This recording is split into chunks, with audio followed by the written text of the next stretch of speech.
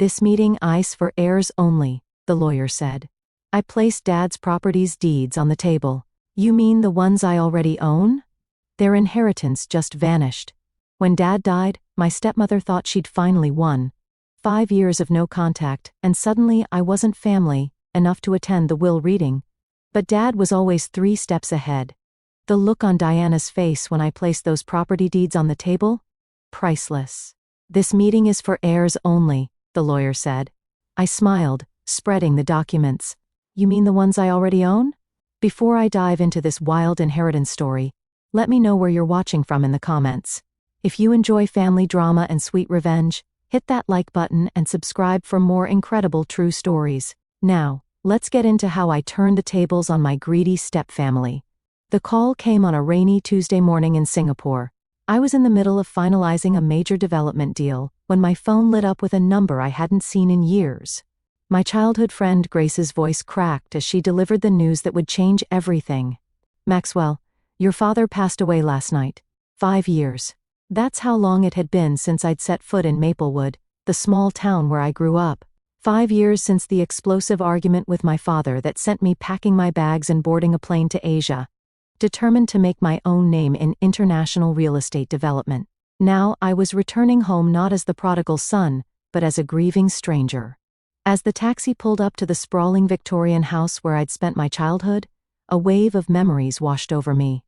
The basketball hoop where Dad taught me to shoot, the porch swing where we talk about business plans long into summer evenings, the garden where we buried Mom when I was 10. Everything looked smaller somehow, like my memories had inflated the proportions. Diana's silver Mercedes sat in the driveway alongside 2 other luxury vehicles I didn't recognize. My father had always preferred his old Cadillac, practical, reliable, unpretentious, just like him. I paid the driver and stood at the bottom of the steps, my suitcase feeling heavier than it had at the airport. Before I could reach for the doorbell, the front door swung open. My stepsister Brittany stood there, her face a carefully composed mask of somber politeness that didn't reach her eyes. Maxwell, she said, her voice flat. We weren't sure you'd come. He was my father, I replied simply.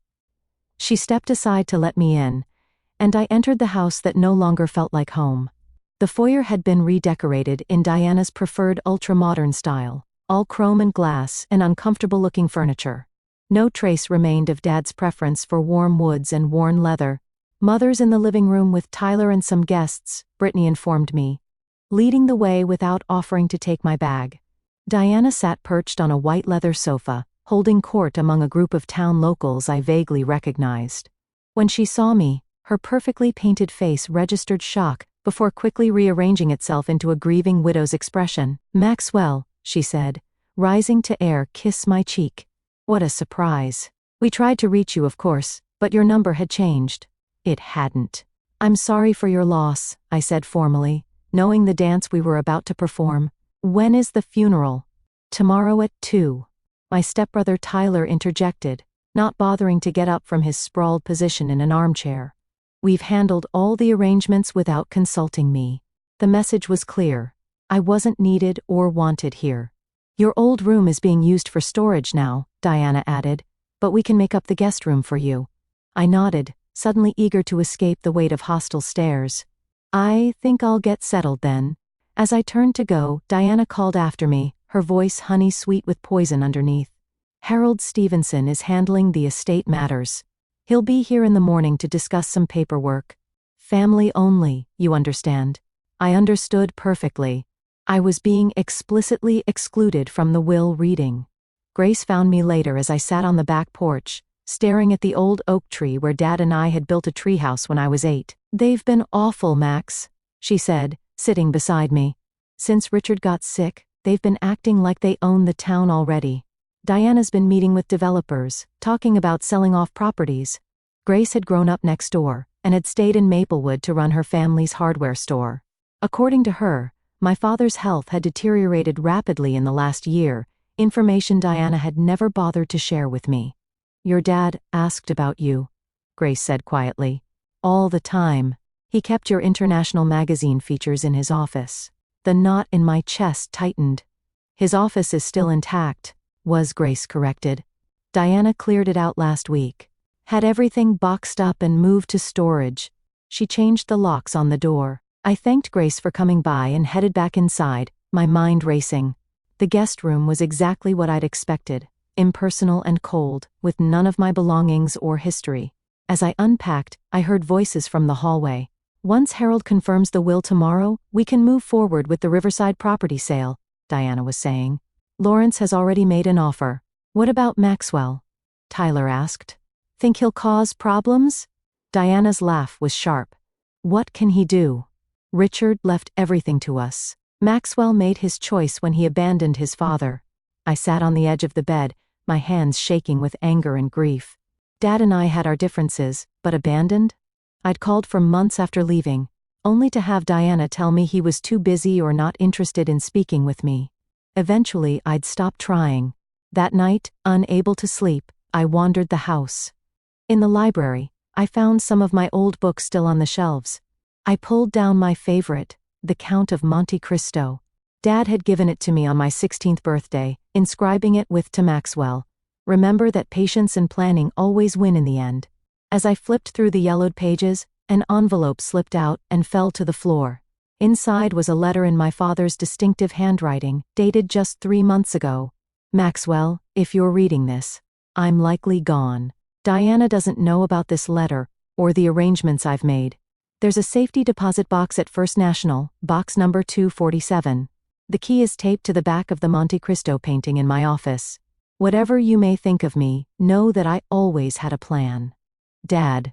My heart pounding, I made my way to Dad's office. The door was locked, just as Grace had said, but I remembered the loose floorboard in the hallway, where Dad always kept a spare key. Some things never change. Inside, the room had been stripped bare, no papers, no books, no personal items. But the painting still hung on the wall. I carefully removed it, finding the small key exactly where Dad said it would be. Tomorrow I decided I would visit the bank and Harold Stevenson's office. It was time to find out exactly what my father had been planning. Growing up as Richard Harrison's son meant learning about real estate before I could ride a bike. Some fathers taught their kids to throw baseballs. Mine taught me to calculate property values and spot a bad foundation from 100 yards away.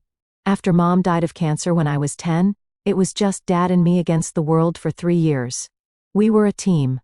He was grooming me to take over Harrison Properties someday, and I was soaking up every lesson. Then Diana Winters came into our lives. She was beautiful, charming, and seemed to genuinely care about Dad. I was 13 when they married, old enough to be wary but young enough to hope for a new family. Diana had 2 children from her previous marriage, Brittany, who was my age, and Tyler, who was 2 years younger. For a while things were okay. Not great, but okay. Diana made Dad happy, and that was what mattered to me. But slowly, things began to change. My place at the dinner table moved further from Dad. My weekend property tours with him were rescheduled to accommodate Tyler's soccer games, or Brittany's dance recitals. Diana started redecorating the house, erasing traces of my mother room by room. "You need to give them a chance, Maxwell," Dad would say whenever I complained. "They're family now." By the time I was 16, I had effectively been sidelined in my own home. Diana positioned herself as Dad's business confidant, accompanying him to meetings and networking events that I used to attend. Tyler suddenly developed an interest in real estate, and Dad was thrilled. Despite this, Dad and I maintained our connection through the business. Harrison Properties was Dad's life work, a company that owned and managed nearly 30% of the commercial real estate in Maplewood and surrounding areas. What had started as a single apartment building purchase when my parents first married had grown into an empire worth millions. "Property is permanence, Maxwell," Dad often said. "Money comes and goes, but land and buildings, they're tangible. They last." I took those words to heart, studying business and real estate in college while working summers at Harrison Properties. I learned every aspect of the business, from maintenance to management to development. By the time I graduated, I was ready to step into a leadership role. That's when everything fell apart. Dad had been planning a major development, a mixed-use riverfront project that would revitalize Maplewood's downtown. We had spent months on the plans together. But when I returned from a trip researching similar developments in other cities, I discovered that significant changes had been made without my input. Diana and I thought a more upscale approach would yield better returns, Dad explained when I confronted him. The luxury condos will sell better than the mixed-income housing you proposed. That wasn't the vision, I argued. We talked about creating something that would benefit the whole town, not just the wealthy. Sometimes you have to be practical, son, he said. Diana has excellent instincts for these things. The argument escalated. 5 years of resentment poured out as I accused him of choosing his new family over me, of abandoning our shared values for Diana's materialistic vision. He accused me of being inflexible and idealistic. Maybe you're not ready for this level of responsibility, he finally said. Perhaps you should take some time to mature before joining the company leadership. That was the last straw. I packed my bags that night and caught a flight to Singapore, where a college friend had offered me a position in his developing firm. I vowed to prove I could succeed on my own terms, and I did. Over the next 5 years, I built a reputation for innovative, community-minded development projects across Southeast Asia. My work was featured in international business magazines. I won awards for sustainable design. I made more money than I could spend, but the rift with my father remained unhealed.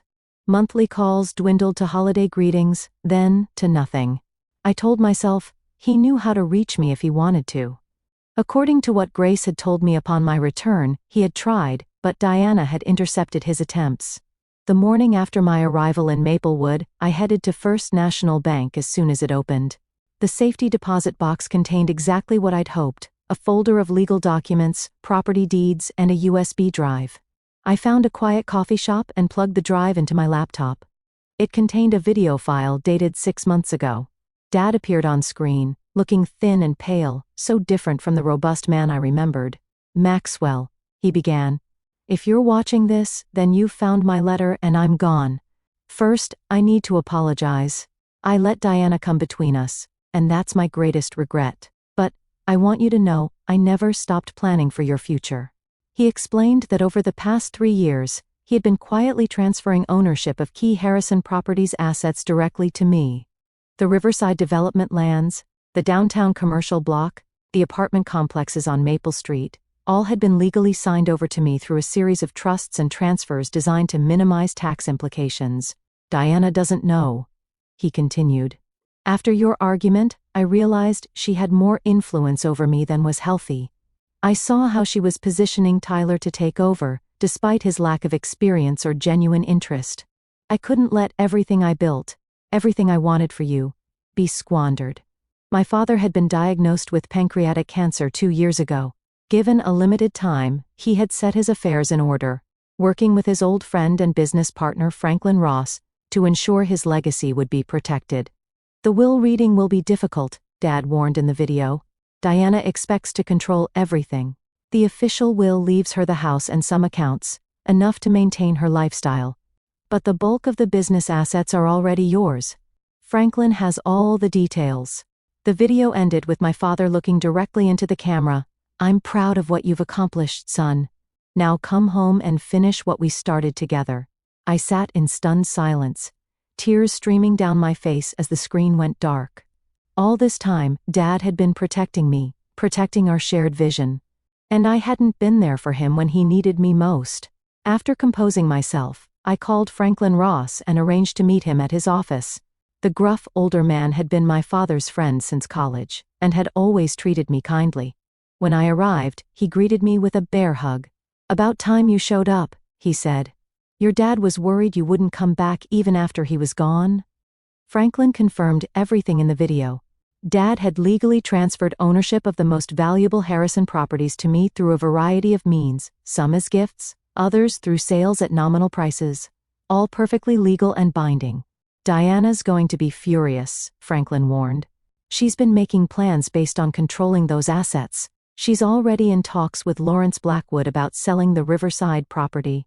Lawrence Blackwood was Dad's longtime business rival, a developer known for cheaply built, overpriced properties. The thought of his hands on my father's carefully assembled portfolio made my blood boil. "What about the will reading?" I asked. Franklin's expression darkened. "Harold Stevenson has been Diana's puppet for years. Your dad kept him as the family attorney to avoid suspicion, but he didn't trust him with the real plan. Harold scheduled the reading for this afternoon, and Diana's made it clear you're not welcome. I fingered the property deeds in my briefcase. Oh, I think I'll attend anyway. Franklin's smile was wolfish. Richard would have loved this. He always said you had his flair for the dramatic moment. As I left his office, I felt my father's presence more strongly than I had since returning to Maplewood. He had entrusted me with his legacy, and I wouldn't let him down. Diana and her children were about to learn that they had underestimated both Harrison men. Margaret Wilson had been my father's executive assistant for 20 years. She knew everything about Harrison Properties, and everyone in Maplewood. When I walked into the company headquarters that morning, her face lit up with genuine pleasure. "Maxwell Harrison," she said, rising from her desk to embrace me. "I was hoping you'd come." The offices had changed, sleeker, colder, with Diana's influence evident in the decor. But Margaret's domain remained a comforting throwback, with its orderly filing cabinets and family photos. Including, I noticed with a pang, several of me that Dad must have kept her supplied with over the years. "Your father wanted me to give you this," Margaret said quietly, slipping me a second USB drive. "He made me promise to hand it to you personally, not to mail it or leave it anywhere it might be found." I thanked her and asked about the company's current state. Margaret's expression turned troubled. Things have changed since Diana took over operations. Cost-cutting measures, staff reductions. She brought in consultants who know nothing about how your father ran things. And Tyler, she lowered her voice. Tyler has been given a VP title, but he rarely shows up, and when he does, he makes decisions that undo years of careful work. I asked about specific projects and properties, carefully not revealing what I already knew from the documents and my meeting with Franklin. Margaret's answers confirmed my suspicions. Diana had been systematically preparing to dismantle my father's carefully built empire for quick profits. "The Riverside development has been completely redesigned," Margaret said. "Your father's vision for a community space with affordable housing has been replaced with luxury condos and high-end retail. Lawrence Blackwood's company is set to take over construction next month." Before leaving, I asked to see my father's office. Margaret hesitated. Diana had it cleared out last week. Said she needed the space for the new marketing team. I'd still like to see it. The room that had once been filled with my father's precious books, his maps, his collection of local historical photographs was now an empty shell. Standing there, I felt a renewed sense of purpose. This wasn't just about claiming my inheritance, it was about honoring my father's vision for Maplewood. I found a quiet corner in a nearby park to view the contents of the second USB drive. This one contained more videos. My father walking through various properties, explaining their significance and his hopes for their future. He'd recorded these private messages over the last year of his life, creating a detailed blueprint of his vision. "The Riverside project is the most important," he said in one recording, standing on the vacant waterfront property that had been the subject of our final argument. "This could transform Maplewood, create housing and opportunities for everyone, not just the wealthy. Diana doesn't understand that a town needs economic diversity to thrive. I've transferred this property to you because I know you'll do right by it." In another video, he sat in his office, looking tired but determined. "I've been watching your work in Asia, Maxwell. The sustainable housing development in Malaysia, the mixed-use project in Vietnam. You've taken what I taught you and improved on it. You were right about the direction we should have gone. I was too easily swayed by Diana's focus on luxury and status." By the time I finished watching all the videos, I had a complete understanding of not just what my father had transferred to me, but why. He had protected his most meaningful projects from Diana's influence, ensuring they would be developed according to his original vision, the vision we had once shared. My next stop was to meet with James Patterson, the accountant who had handled my father's personal finances for decades. James greeted me warmly but cautiously in his small downtown office. "I've been expecting you," he said, closing the door firmly behind me. "Your father left instructions that I should assist you once you returned." James explained the complex financial arrangements my father had created. Not only had he transferred property ownership, but he had also established a separate business entity, Harrison Legacy Holdings, with me as the sole owner. "The structure is quite elegant," James explained, showing me flowcharts and balance sheets. "On paper, Diana believes she's inheriting control of Harrison Properties, but the company is now essentially a shell, The valuable assets have been moved to Harrison Legacy Holdings over the past 3 years, through a series of perfectly legal transactions. Did Dad leave Diana with nothing? I asked, feeling a twinge of concern despite everything. James shook his head. He was fair. The family home is hers. There are investment accounts with substantial balances. She'll receive ongoing income from some of the commercial properties. She won't be destitute by any means, just not in control of the empire she thought she was getting. I spent the rest of the morning reviewing documents and making calls to verify my legal standing. By noon, I was confident in my position.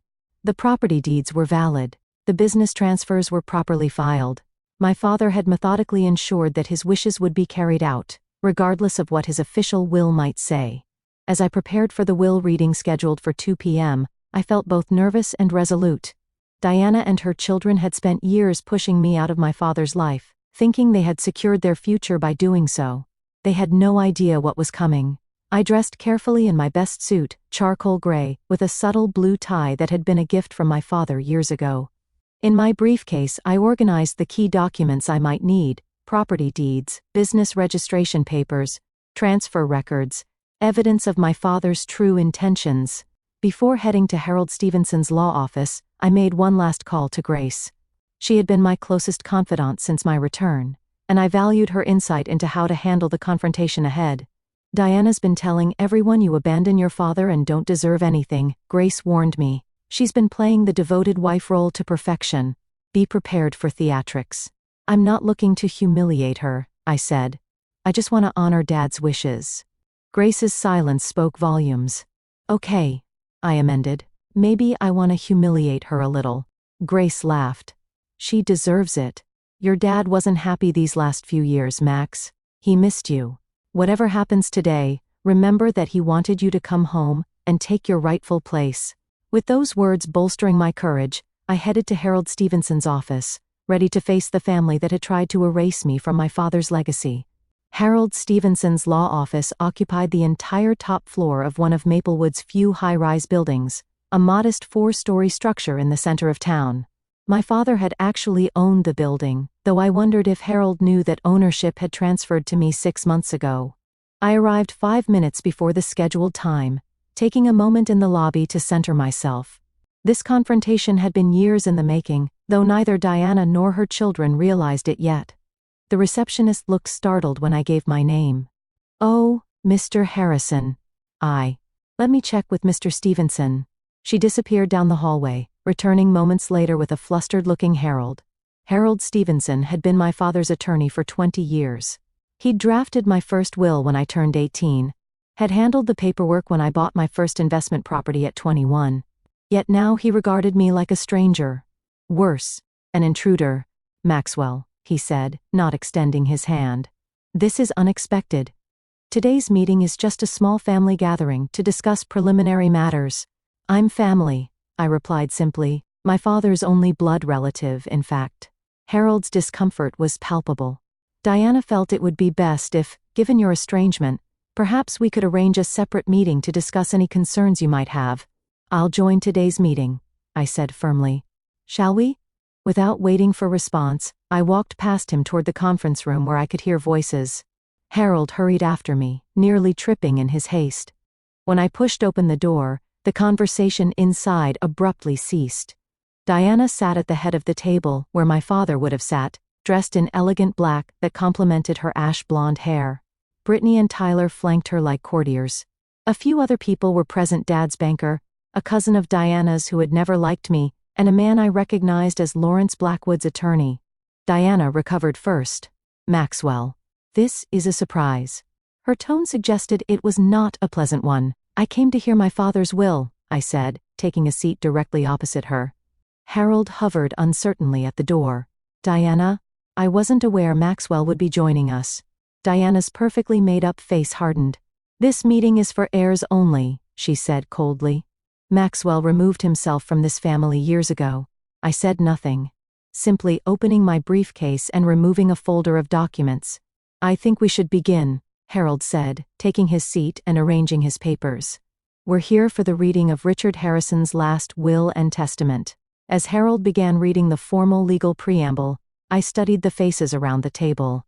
Diana maintained a mask of somber dignity, occasionally dabbing at dry eyes with a lace handkerchief. Tyler looked bored, checking his watch repeatedly. Only Brittany showed any genuine emotion, her eyes red-rimmed and puffy. To my wife Diana, Harold read. I leave our family home at 247 Maple Avenue, its contents, and the sum of $2 million. Diana nodded, as if this were exactly what she expected. I noticed she didn't seem surprised or particularly grateful. This was clearly the minimum she had anticipated. To my stepdaughter Brittany, I leave the sum of $1 million and my collection of first edition books. Brittany looked up in surprise at this last part.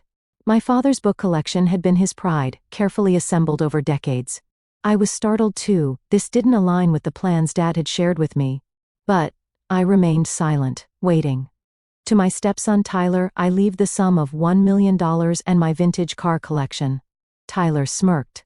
Dad's cars were worth a considerable amount. The 1965 Mustang alone was valued at over $100,000. As to my business interests, Harold continued, Harrison Properties and all associated assets, I leave too. Diana straightened, a triumphant gleam in her eye. My son, Maxwell Harrison. The room went deathly quiet. Then Diana laughed, a sharp, disbelieving sound. That's impossible, she said. Richard changed his will 2 years ago. I was there. Harold looked profoundly uncomfortable. There was a codicil filed 6 months ago, he admitted. It reversed the previous changes. Diana's face flushed with anger. You never mentioned this. I wasn't aware of it until yesterday, Harold said weakly. It was filed with the court directly by Richard. I received the official copy yesterday afternoon. It doesn't matter, Diana said dismissively. Harrison Properties' assets are what matter. And I've been running the company for the past year. The board will never accept Maxwell's leadership after he abandoned his responsibilities. This was the moment I'd been waiting for. I placed the property deeds on the table, sliding them toward the center, where everyone could see. These are the deeds to the Riverside Development property, the downtown commercial block, the Maple Street apartments, and 12 other key properties, I said calmly. You'll notice they're all in my name. Have been for some time. Diana snatched up the papers, her hands shaking as she flipped through them. These must be forgeries. They're not, I said. Dad transferred ownership to me legally over the past 3 years. You can verify with the county recorder's office. You mean the properties I already own? I added, unable to resist the dramatic flourish my father would have appreciated. Tyler jumped to his feet. You can't just come back after 5 years and take everything. I'm not taking anything, I replied evenly. I'm claiming what already belongs to me, what Dad wanted me to have. Diana's face had gone from flushed to ashen. Harold, is this legal? Can he do this? Harold, who was examining copies of the deeds with a stunned expression, nodded reluctantly. The transfers appear legitimate. If Richard signed these properties over while he was alive, they wouldn't be part of the estate. What about Harrison Properties? Diana demanded. The will says Maxwell gets the company. The company assets are primarily the properties, Harold explained, looking increasingly miserable. If the properties are already in Maxwell's name, then the company itself is a shell. I finished for him. Dad also established Harrison Legacy Holdings last year, transferring operational control of all these properties to the new entity. I'm the sole owner. The room erupted into chaos. Tyler was shouting about contesting the will. Diana was threatening to sue everyone, including Harold. Brittany sat silently, watching me with an unreadable expression. When Diana finally ran out of steam, I spoke again. My voice quiet but firm. Dad left you financially secure, Diana. The house, investments, some income properties. He wasn't vindictive. But he built Harrison Properties from nothing, and he wanted its legacy protected. He knew you planned to sell it off piece by piece. You have no right, Diana hissed. I was his wife. I took care of him while you were off playing developer in Asia. I wanted to come back, I said. I called for months after I left. You told me he didn't want to speak to me. A flicker of guilt crossed Diana's face before she masked it. He was disappointed in you. Then why did he leave me everything that mattered to him? I challenged. Why did he spend the last years of his life creating an elaborate plan to ensure I would carry on his work? Brittany spoke for the first time. Is it true? Did Mom keep you from talking to Dad? Before Diana could interrupt, I nodded. According to his videos and letters, yes. He tried to reach me multiple times. Videos? Diana's voice rose in panic. What videos? I patted my briefcase. Dad was thorough. He documented everything, his decisions, his reasons, his hopes for the future of the business in Maplewood. He knew exactly what you were planning, Diana. The deal with Lawrence Blackwood, the luxury condos on the riverside, all of it. Harold cleared his throat. Perhaps we should adjourn for today. This is a lot to process, and there may be legal questions that need resolving. I agree, I said, rising and gathering my documents. My attorneys will be in touch regarding the transition of operational control for the properties. In the meantime, I'd appreciate it if no further business decisions are made without my approval. As I turned to leave, Diana called after me, her voice laced with venom. This isn't over, Maxwell. Your father wasn't in his right mind toward the end. We'll contest everything. I paused at the door. You're welcome to try. But Dad didn't just leave me property and a company, Diana. He left me the truth. Are you sure you want that made public? The threat hung in the air as I walked out, my heart pounding but, my step lighter than it had been in years. I had honored my father's wishes. Now came the hard part, rebuilding what Diana had tried to dismantle, and fulfilling the vision my father and I had once shared. The morning after the wild reading, Maplewood was buzzing with gossip. In a small town like ours, news traveled faster than the internet. By the time I stopped at Bernard's Bakery for coffee, I'd received a dozen curious stares, and several congratulatory nods from old-timers who'd known my father for decades. Your dad would be mighty pleased, said Bernard himself, as he handed me a cinnamon roll on the house. Diana had folks worried about what would happen to the town if she sold everything to outsiders. I thanked him, and took a seat by the window, watching the familiar rhythm of Main Street. Maplewood had changed less than I had in 5 years. The same shops lined the street, the same courthouse stood at the end of the square, the same sense of community persisted despite Diana's best efforts to remake it in her image. Grace joined me, sliding into the seat across from mine without invitation. You're the talk of the town, she said, stealing a piece of my cinnamon roll. Diana's telling anyone who'll listen that you manipulated your father in his final days, and that she'll see you in court. Let her try, I replied. Dad documented everything. He was of sound mind and body when he made these arrangements. Grace's expression turned serious. Be careful. Max Diana has a lot of influential friends, and Lawrence Blackwood is furious about losing the Riverside deal. I was saved from responding by the arrival of Franklin Ross, who pulled up a chair without asking. Morning, kids, he said, though Grace and I were both in our 30s. Quite a show yesterday from what I hear. I filled him in on the details, including Diana's threats of litigation. Franklin waved this off. Standard bluster. Her legal position is weak and she knows it. But that doesn't mean she won't make trouble. What kind of trouble? I asked. The community kind, Franklin replied. Diana spent the last 5 years building social capital in this town. Charity boards, business associations, the works. She's convinced a lot of people that her vision for Maplewood's development is the right one. Selling everything to Lawrence Blackwood is hardly a vision, I countered. People don't know that part, Grace pointed out. They just see the glossy renderings of riverfront dining and luxury boutiques. They don't understand what it would mean for housing prices or the character of the town. I spent the rest of the day meeting with key employees at Harrison Properties, reassuring them about their jobs and my intentions for the company. Most seemed relieved. Diana's management style had apparently involved a lot of threatening to fire people, but a few who had aligned themselves with her were noticeably cold. Margaret had organized the files I needed to review, giving me a comprehensive picture of the company's current state. It wasn't pretty. Cash reserves had been depleted. Maintenance on properties had been deferred. Several valuable parcels of land had been prepared for quick sales at below market rates. She was stripping the company for parts, Margaret said bluntly. If you hadn't come back when you did, the implications were clear. A few more months, and Diana might have done irreparable damage to my father's legacy. That evening, I returned to the house, Diana's house now legally, though I was still staying in the guest room until I found more permanent accommodations. The atmosphere was glacial.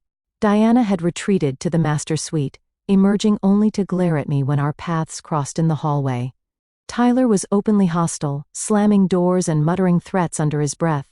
But it was Brittany who surprised me, knocking tentatively on my door after dinner. "Can we talk?" she asked, looking uncomfortable but determined. I invited her in, curious about what she wanted. Brittany and I had never been close. She had followed her mother's lead in freezing me out of family activities from the beginning, but we had never been outright enemies either. She perched awkwardly on the edge of a chair. "I wanted to apologize," she said after a moment of silence, "for how things went with Dad with Richard." I raised an eyebrow at her use of his name rather than Dad. "He was always your dad more than ours," she acknowledged. Tyler pretended to be interested in the business, but it was all an act. He just wanted the money and status. "And you?" I asked.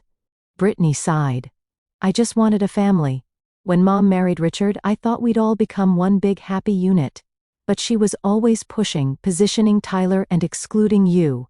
It made me uncomfortable, but I didn't know how to stop it." Her confession seemed genuine, but I remained wary. "Why are you telling me this now?" "Because I found something," she said, pulling a small notebook from her pocket. After the will reading, I was curious about what Dad, Richard, was really thinking. So I went through some of his things that Mom had packed away. She handed me the notebook. It was my father's journal from the past year, filled with his thoughts about the business, his illness, and his family, including his regrets about our estrangement and his growing concerns about Diana's influence. "He wasn't happy," Brittany said quietly. "He missed you, and he was starting to see through Mom's manipulations." I flipped through the pages, recognizing my father's handwriting and his characteristic blunt assessments. There were detailed notes about Diana's meetings with Lawrence Blackwood, her efforts to isolate Richard from old friends, her pressure to change his will. "Does your mother know you have this?" I asked. Brittany shook her head. "She'd be furious. But I thought you should have it. It confirms what you said about Dad wanting you to come home and take over." I studied her face, looking for signs of deception. "Why show me this? You're basically giving me ammunition against your mother." "Because it's the right thing to do," she said simply. "And because I want to stay in Maplewood. I love this town. I don't want to see it destroyed by Mom's schemes or by a family war." Before I could respond, shouting erupted from downstairs. We hurried down to find Tyler and Diana in a heated argument with an unfamiliar woman who bore a striking resemblance to my father. "You have no right to be here," Diana was saying, her voice shrill. "Richard never acknowledged you." The woman noticed me on the stairs, and her expression changed. "You must be Maxwell," she said. "I'm Alice. Alice Thornton. Richard was my father too. The half-sister I never knew existed. Another bombshell in a week full of them." "That's a lie," Diana snapped. "Some desperate ploy for money." Alice shook her head. "I don't want money. Richard and I had a relationship for years, private at my request. I just came to pay my respects and meet my brother." She extended a hand toward me, her eyes, so like my father's, cautious but hopeful. I took it, feeling another piece of the puzzle that was Richard Harrison's life fall into place. "It seems we have a lot to talk about." Diana made a sound of disgust.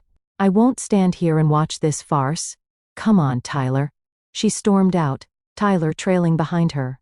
Brittany hesitated, then quietly slipped away, leaving me alone with a sister I never knew I had. Alice smiled tentatively. "This isn't how I imagined our first meeting." "Nothing about this week has gone as imagined," I replied with a rueful laugh. "But I'd like to hear about you and your relationship with Dad, if you're willing to share." We moved to the living room, and Alice began telling me about her mother's brief relationship with my father before he met my mother, how she had discovered her paternity as an adult, and how Dad had welcomed her into his life, quietly, respecting her wishes for privacy. "He talked about you all the time," she said. "He was so proud of what you were accomplishing in Asia, even while he missed you terribly." As Alice spoke, I felt both grief and gratitude washing over me, grief for the years lost of my father, and gratitude that he had found ways to protect his legacy despite Diana's interference. The road ahead would be challenging, with Diana's threatened lawsuits and the community divisions Franklin had warned about, But I was more determined than ever to honor my father's vision for Harrison Properties and for Maplewood itself. Later that night, as I pored over company documents in the guest room, my phone buzzed with a text from an unknown number. It was Lawrence Blackwood. "We need to talk. This isn't over." I stared at the message, understanding that the battle for my father's legacy and Maplewood's future was just beginning. The weeks following the will reading were a whirlwind of activity. I officially took control of Harrison Properties, working with Margaret to assess the damage Diana had done and develop a recovery plan. The employees largely rallied around me, relieved to have clear leadership again after months of Diana's chaotic management. "Your father would be proud," Margaret told me as we reviewed the updated business plan. "This is exactly the steady hand the company needs." Not everyone was pleased with my return. Several board members who had aligned themselves with Diana resigned in protest. Lawrence Blackwood launched a public relations campaign suggesting that an absentee heir couldn't possibly understand Maplewood's needs the way his development company could. The most surprising development came from Diana herself. After weeks of threats and posturing, she unexpectedly requested a meeting at her attorney's office. "Be careful," Franklin warned when I told him about it. "Diana doesn't make conciliatory gestures unless she has an angle." I agreed to meet her, curious about what she could possibly offer that would interest me. Grace insisted on accompanying me as moral support, waiting in the lobby while I faced Diana and her attorney. Diana looked immaculate as always, but there was a brittleness to her perfect appearance that hadn't been there before. The stress of the past month had taken a toll. "I want to propose a settlement," she said without preamble, "to avoid costly litigation and public spectacle." Her attorney, a sharp-faced woman I didn't recognize, placed a document on the table between us. "Mrs. Harrison is willing to withdraw all claims against the estate and property transfers in exchange for operational control of the Riverside Development Project." I nearly laughed out loud. "The most valuable property in the portfolio? That's not a settlement. That's a heist." "It was my idea," Diana insisted. "I worked with Richard on the plans for years. That project is my vision. It was Dad's vision long before you came into the picture." I corrected her. "And it wasn't luxury condos and boutiques. It was affordable housing, community spaces, local businesses." Diana's facade cracked slightly. "Maplewood needs to evolve, Maxwell. The old way of doing things is dying." Richard understood that toward the end. "Did he?" I asked, pulling out my phone and playing one of Dad's videos. The one where he explicitly stated that Diana didn't understand his true vision for the Riverside property. Diana's face flushed with anger. "He was sick, confused. He was clear-minded enough to legally transfer his most important assets to me," I pointed out, "and to document why he was doing it." The meeting ended at an impasse, with Diana storming out and her attorney promising further legal action. But as the weeks passed, no lawsuit materialized. According to Franklin's sources, Diana's attorneys had advised her that her position was legally untenable. Meanwhile, I had been getting to know my half-sister Alice. Unlike Diana's children, Alice had no interest in the family business. She was a professor of environmental science at a university in Colorado, passionate about conservation and sustainability. Our conversations gave me ideas for incorporating green spaces and sustainable design into the Riverside development. "Dad would have loved that," Alice said when I shared my updated vision for the project. "He was always interested in environmental initiatives, but Diana discouraged them as too costly." Brittany had become an unexpected ally in navigating the transition. She had distanced herself from Diana's machinations, moving into an apartment downtown and offering insights into her mother's business dealings that proved invaluable. "Mom's been liquidating her personal assets," she informed me during one of our regular coffee meetings. "Selling jewelry, art, even some of her designer furniture. I think she's planning to leave Maplewood." Tyler remained hostile, but increasingly isolated. His friends in town had begun to distance themselves as rumors of his involvement in some of Diana's more questionable business decisions circulated. The real breakthrough came during a town council meeting where I presented my revised plans for the Riverside development. Gone were Diana's luxury condos and exclusive shops, replaced with a mixed-use development that included affordable housing, spaces for local businesses, a community center, and extensive public access to the waterfront.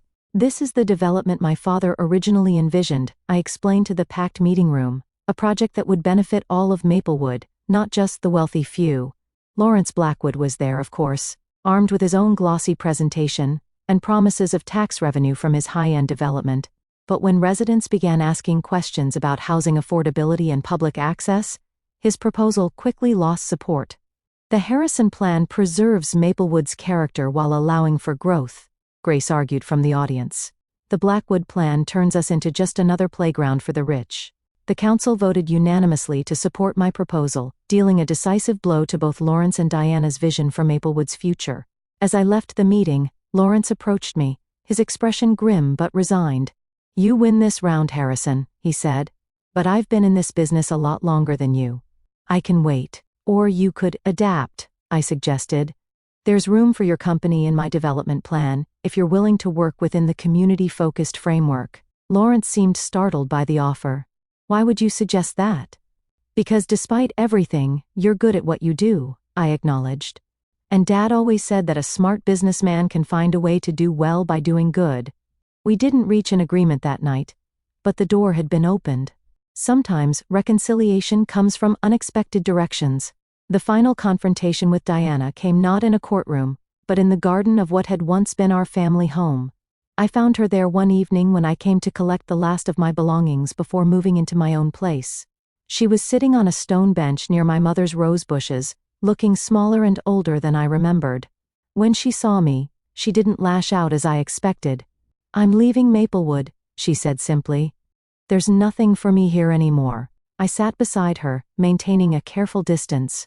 "Where will you go?" "Back to Connecticut. My sister is there." She glanced at me sideways. "You've won, Maxwell. The company, the town's support, even my daughter's loyalty. Are you satisfied?" The question wasn't entirely bitter. There was genuine curiosity in it. "It was never about winning," I said after a moment. "It was about honoring Dad's legacy, about doing right by Maplewood." Diana was quiet for a long moment. "He changed after he left," she finally said. "Became more distant, more focused on his projects. I thought if I took an interest in the business it would bring us closer. And then you got a taste for it," I suggested. She didn't deny it. "I'm not apologizing for wanting security, Maxwell. When you've been left with nothing once in your life, you do whatever it takes to make sure it never happens again." I thought about the complex woman beside me, manipulative and materialistic, yes, but also shaped by her own fears and experiences. "Dad left you financially secure. The house, the investments. You didn't need to try to take everything. Need has little to do with it," she replied with unexpected frankness. "But it's done now." She stood, straightening her shoulders. "I've instructed my attorney to withdraw all objections to the will and property transfers. In return, I expect you to honor the provisions Dad made for me and my children." "I never plan to contest those," I assured her.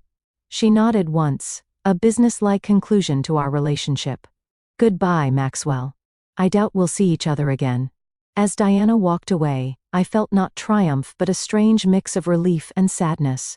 The family I had once hoped for when Dad remarried had never materialized. But in its place, new connections had formed, with Alice, with Brittany, with the community of Maplewood that had welcomed me home. The next morning, I met with the Harrison Properties team to officially launch the Riverside Development Project. As I looked around the conference room at the eager faces, including Brittany, who had recently joined the marketing department, I felt my father's presence strongly. "My father used to say that property is permanence," I told the team.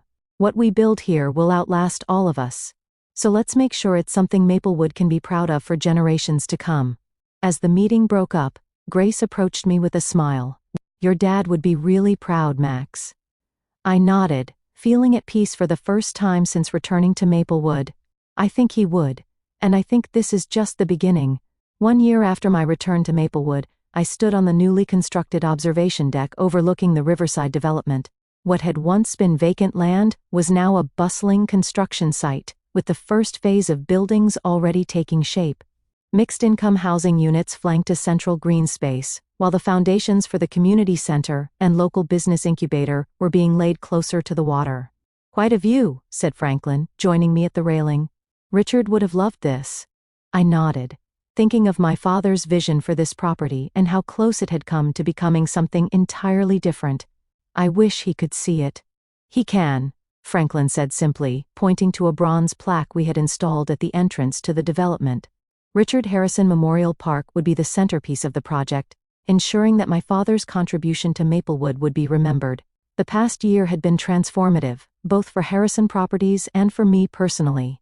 Taking control of my father's company had forced me to put down roots in a way I'd avoided for years, to engage with the community not just as a developer but as a citizen with a stake in its future.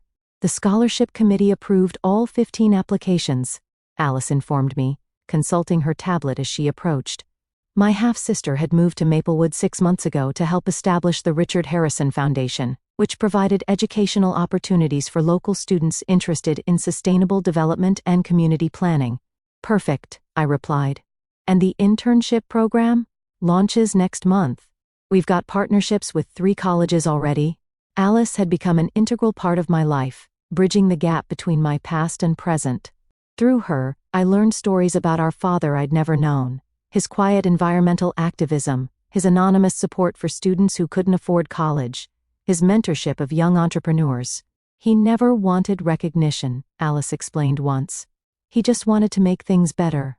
In that spirit, I had redirected Harrison Properties toward development that balanced profit with community benefit. It wasn't always easy. Lawrence Blackwood and his allies on the Business Council frequently opposed our more progressive initiatives, but we were making progress. Surprisingly, it was Brittany who often helped navigate these political waters. Having grown up watching Diana charm and manipulate her way through Maplewood society, Brittany had developed a keen understanding of the town's social dynamics. Lawrence is planning to speak against the affordable housing expansion at next week's council meeting, she warned me, as we walked back to the office. He's been lobbying council members behind the scenes. Any suggestions? I asked, having learned to value her strategic thinking. Brittany smiled. I've already arranged for residents from the first phase to attend and share their stories. Lawrence can argue with us, but he can't argue with families who now have stable housing because of the development. Back at Harrison Properties headquarters, I found Margaret waiting with a stack of documents requiring my signature. Among them was the final paperwork, severing Diana's remaining connections to the company. She had agreed to sell her minority shares in exchange for a lump sum payment. Have you heard from her? Margaret asked as I signed the forms. Not directly, I admitted. Brittany says she's remarried and living in Greenwich. Apparently, she's joined the board of an art museum and is busy reinventing herself as a philanthropist. I harbored no ill will toward Diana anymore. She had acted according to her nature, just as my father had ultimately acted according to his, by ensuring his legacy would be protected. The Richard Harrison I had come to know through his videos, journals, and the stories others shared was more complex than the father I thought I knew, more strategic, more far-sighted, more forgiving of human weakness. You've got dinner with Grace at 7, Margaret reminded me as I handed back the signed documents. And don't forget, the Historical Society wants an answer about the old mill property by tomorrow. I thanked her and headed to my office, my father's old office, which I'd restored to something resembling its former state with the addition of my own touches. The Monte Cristo painting hung in its original place, though the hidden key was long gone. Photographs lined the shelves, not just of me and Dad, but now including Alice, Brittany, Grace, and other important people in my life. The most meaningful addition was a simple framed note that had been among my father's personal effects. Property is permanence, but legacy is in people, R.H. I'd made peace with Tyler as well, in a manner of speaking. After several months of hostility, he had finally approached me with a business proposition. He wanted to open a high-end restaurant in one of the Harrison Properties buildings downtown. Against Margaret's advice, I had agreed, offering favorable lease terms. He'll mess it up, Margaret predicted darkly. He has no work ethic. But surprisingly, Tyler's restaurant had become a success. He had found his passion in the culinary world, something Diana had apparently always discouraged as beneath their social status. While we would never be close, we had reached a civil understanding. As the sun began to set over the river, I made a final call to check on the status of the memorial scholarship named for my mother. This had been one of my first initiatives upon taking control of the company, creating a fund for young women pursuing careers in architecture, my mother's unfulfilled dream. The first recipients graduate next spring, the program administrator informed me. They're already asking about internship opportunities with Harrison Properties. After hanging up, I took a moment to reflect on how far I'd come since that rainy day in Singapore when I'd received the news of my father's death. I had returned to Maplewood angry and hurt, focused on claiming what was rightfully mine. Somewhere along the way, that mission had transformed into something larger, honoring not just my inheritance, but the responsibility that came with it.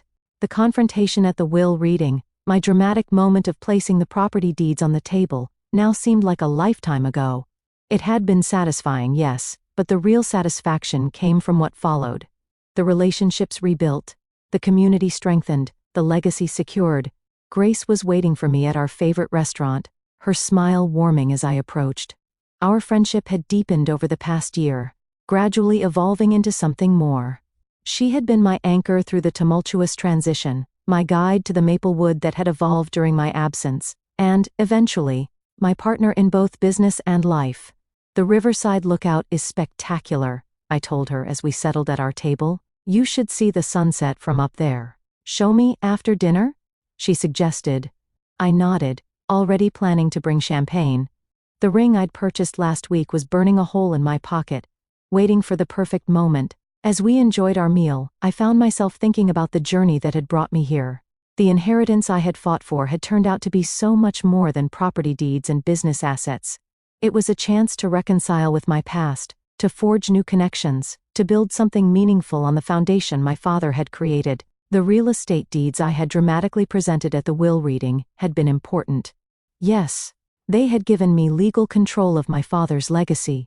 But the true inheritance was the vision and values he had instilled in me, the lessons about community and responsibility that had shaped my approach to development even during our years apart. Diana had never understood that. She had seen the properties as assets to be leveraged, the business as a source of wealth and status.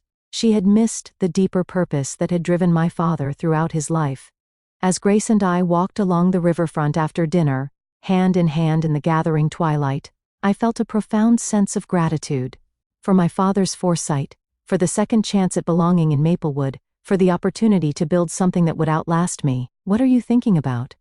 Grace asked, noticing my contemplative mood. Legacy, I replied. What we leave behind. How we're remembered. She squeezed my hand. Your dad would be proud of what you've done here, what you're still doing. I nodded, thinking of the complex, imperfect, ultimately loving father I had come to know better in death than I sometimes had in life. He had made mistakes, we all did. But in the end, he had done his best to protect what mattered most. As we reached the observation deck overlooking the project that would define Maplewood's future, I knew it was time. The ring box felt heavy in my pocket, but my heart was light. Whatever came next, I was exactly where I was meant to be, building on my father's legacy while creating my own. What about you? Have you ever had to stand up for what was rightfully yours against people who tried to take advantage? Or have you experienced a moment where you had to choose between justice and reconciliation? I'd love to hear your stories in the comments below. Don't forget to like this video if you enjoyed this story of inheritance drama and family redemption. And subscribe for more true stories that will make you think about legacy, family, and what truly matters in life. Thank you for watching, and remember, sometimes the most valuable inheritance isn't property or money, but the values and vision passed down through generations.